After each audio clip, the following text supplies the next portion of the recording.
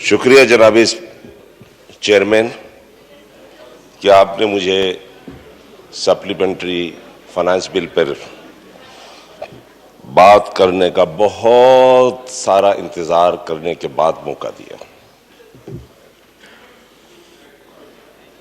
हमारा तो दिमाग ही थक चुका है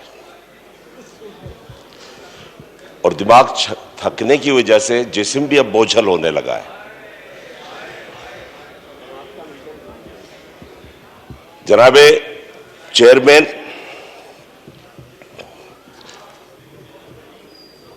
यहां जितने भी अरकान हैं ये मुंतखब होकर आते हैं, अवाम का वोट लेकर आते हैं और अपनी अवाम से, अपने वोटर से वादा करते हैं कि हम आपके मसाइल हल करेंगे।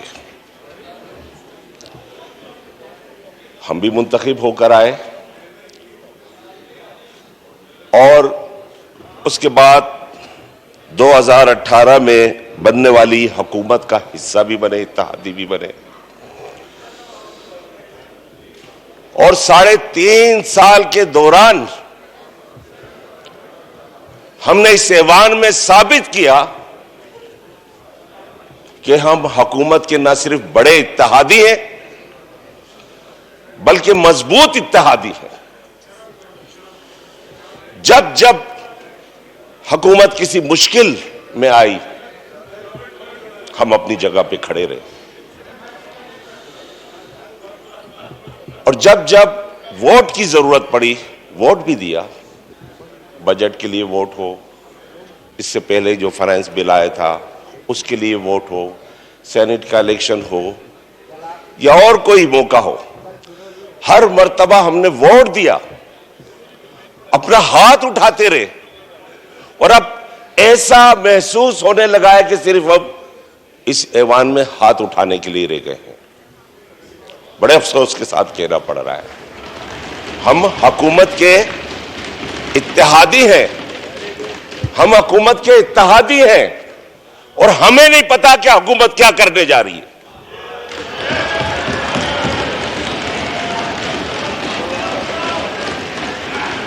अपोजिशन बहुत डेस्क के बजा रही है। बात यह है कि मैं तालिब इल्मी के जमाने से पॉलिटिक्स में हूं, बहुत कम उम्र से, और मेरी सियासत की जो बुनियाद रखी गई है वो हकीकत पसंदी पे रखी गई है। जब भी बात करूंगा हकीकत पर मबनी बात करूंगा।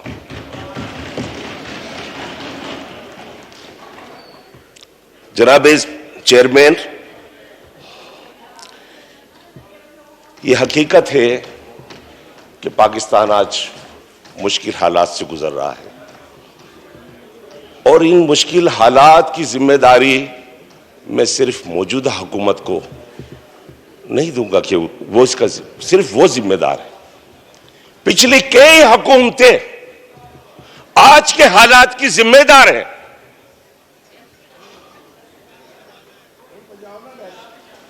आज की हालात की जिम्मेदार है। 2018 में क्या मईशत छोड़ी गई थी मौजूदा हुकूमत के लिए? उस वक्त भी कहा जा रहा था कि मुल्क की मईशत बैठ रही है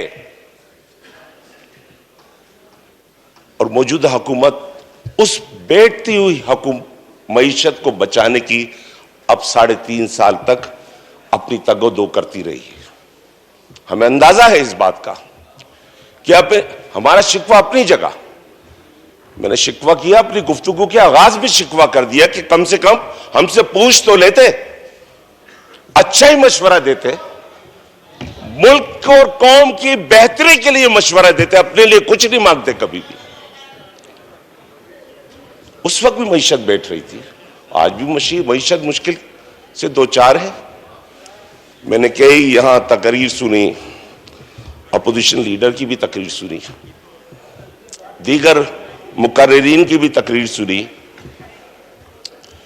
उन्होंने अपनी गुफ्तगू में इस तरह से बयानिया पेश किया कि इस वक्त मुल्क बिल्कुल तबाह हो चुका है। उसके बाद जो हुकूमत साइड से, खासतौर पे आज हम्माद अजहर की, आलिया हमारी बाजी की तकरीर सुनी, उन्होंने अपनी हुकूमत की कारकर्दगी, अब तक की जो इक़दामात हो सकते हैं वो सब बयान किए कि उन्होंने अब तक क्या कुछ किया है। IMF में तो पहले की जो 2 हुकूमतें, जितनी भी हुकूमतें अब तक रही हैं वो तो जाती रही हैं। IMF के पास कौन नहीं गया? पीपल्स पार्टी भी गई, नून लीग भी गई, और एक बार नहीं बार बार गई। बल्कि एक साहब ने तो कहा था कि मैं, ये जो कटोरा है, ये कासा है, order in the house please ji. फिर उसके बाद बावजूद गई। मुर्तजा अब्बासी साहब, अब्बासी साहब तशरीफ रखें। IMF के पास तो हर एक सियासी जो हुकूमतें यहां कायम होती रही हैं, या गैर सियासी हुकूमतें भी, सभी जाते रहे हैं।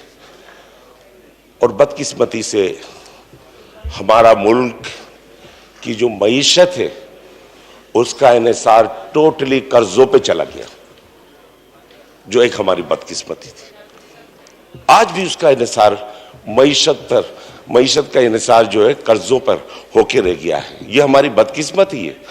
जनाबे चेयरमैन, एक बात जो मैं जानना चाहता हूं, जो मैंने टीवी पे भी बार बार बहुत सारे मोबाइल से आ रहे होते हैं वो सुनता हूं, या तकरीरें भी सुनी, कि हर एक से एंकर्स ने यह पूछा कि मौजूदा हुकूमत अगर यह ना करे तो क्या करे, जरा बताओ,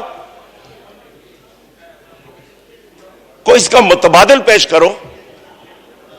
कोई भी जवाब नहीं दे सका, बल्कि यही कहने लगे कि अगर हम होते तो शायद हमें भी जाना पड़ता, लेकिन शराइत कुछ नरम करा देते। भाई कैसे शराइत? कोई कर्ज देने वाला क्यों शराइत कर्ज कम कर देगा?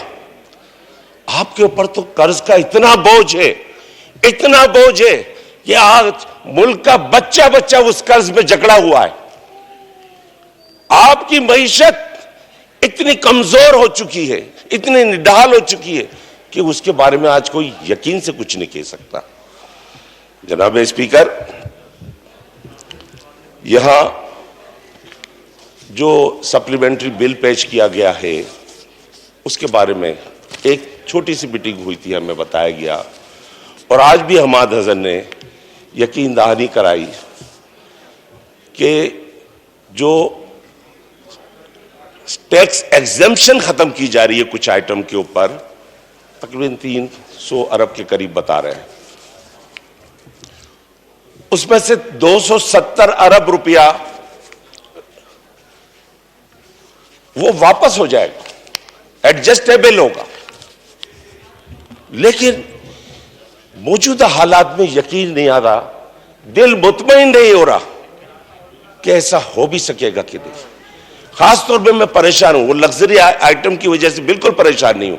अगर कोई आईफोन खरीदता है, अगर कोई महंगे फोन खरीदता है, अगर कोई महंगी गाड़ियां खरीदता है, उस पर टैक्स लग जाए, कोई बात नहीं है।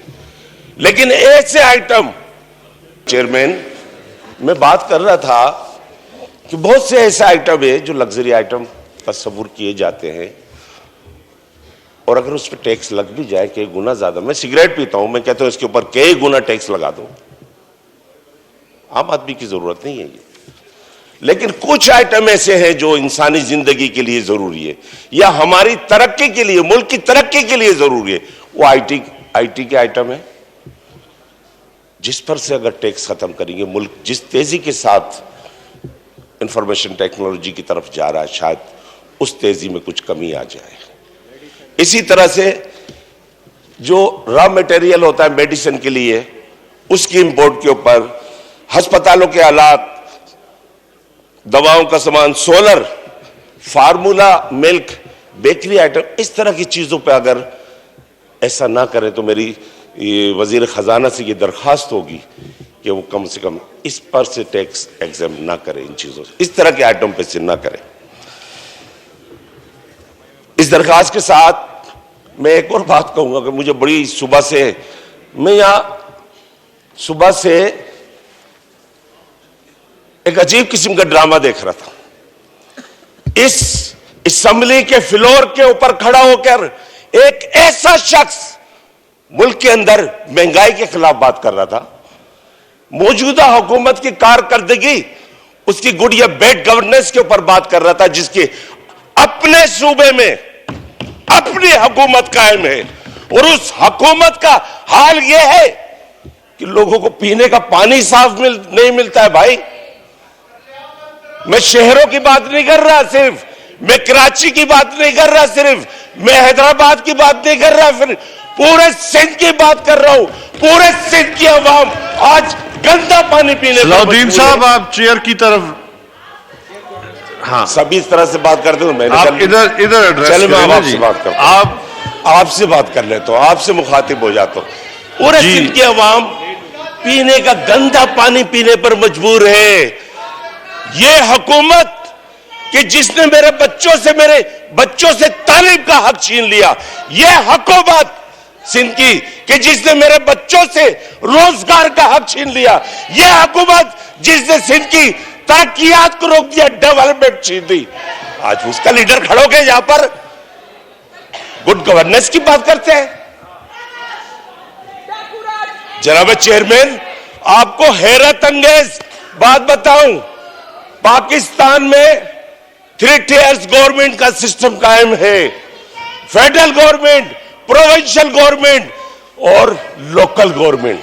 आइन कहता है अपने आर्टिकल में 140A में कि लोकल गवर्नमेंट सिस्टम कायम किया जाए। लोकल गवर्नमेंट सिस्टम, एक ऐसा लोकल गवर्नमेंट सिस्टम कि जिसमें नुमाइंदों को माली इख्तियार हो, सियासी इख्तियार हो। ऐसा लोकल गवर्नमेंट सिस्टम कि जिसमें इंतजामी इख्तियार हो, वो इख्तियार नहीं दे रही है। आइन की खुल्लम खुल्ला खिलाफ वर्जी हो रही है सूबा सिंध में। ऐसे कवानीन सिंध असेंबली में बनाए जा रहे हैं जो आइन से मुतसादिम है, आइन से मुतसादिम है। और जितना मैं एक पार्लियामेंटेरियन होने के नाते से, मैं पहले भी रहा हूं इस असेंबली में, जितना मैंने पढ़ा है और जितना मैं जानता हूं और यहां मौजूद सीनियर से सुना है कि आइन के किसी आर्टिकल की कोई खिलाफ वर्जी नहीं कर सकता। ना नेशनल असेंबली में कोई ऐसा कानून बन सकता है जो आइन के खिलाफ हो, ना सूबाई असेंबली में ऐसा कोई कानून बन सकता है जो आइन के खिलाफ हो, चाहे असेंबली के अंदर आमराना अक्सरियत ही क्यों ना हो, वो अक्सरियत भी ऐसा कानून नहीं बना सकती है। यहां मौजूद बहुत से सीनियर पॉलिटिशियन मौजूद है, वो मुझे सिर्फ इतना सा बता दे कि ऐसा मुमकिन है, ऐसा मुमकिन नहीं है। इसीलिए आइन की सब एहतराम करते हैं जनाब स्पीकर, जनाब चेयरमैन। अब लोकल गवर्नमेंट, पहले भी लोकल गवर्नमेंट के जो इलेक्शन कराए गए थे, सुप्रीम कोर्ट के हुक्म पर कराए थे। इस हुकूमत ने तो कभी नहीं कराए। अभी भी सुप्रीम कोर्ट और इलेक्शन कमीशन पीछे पड़ा हुआ है कि इलेक्शन कराओ, उसकी तैयारी करो। अब मजीद 2013 का जो एक लोकल गवर्नमेंट एक्ट है, बेख्तियार, जिसमें ना मेयर को इख्तियार, ना बल्दियाती नुमाइंदों को इख्तियार, वो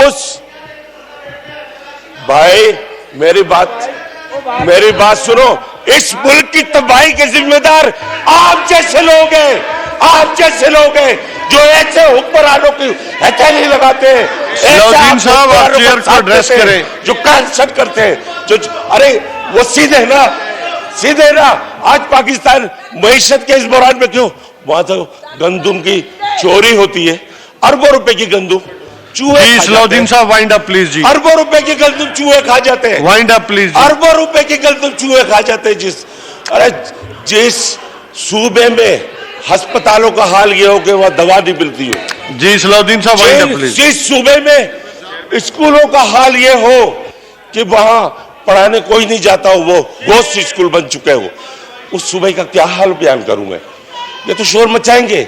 मैं बाहिसियत एक पाकिस्तानी के दर्द होता है कि इस मुल्क के अंदर मेरे बच्चों को रहना है। थैंक यू जी। आने वाले हालात कैसे होंगे? Thank you. एक मिनट वाइंड अप करें जी, 1 मिनट। मैं वाइंड अप खत्म कर देता हूं। लास्ट मिनट जी।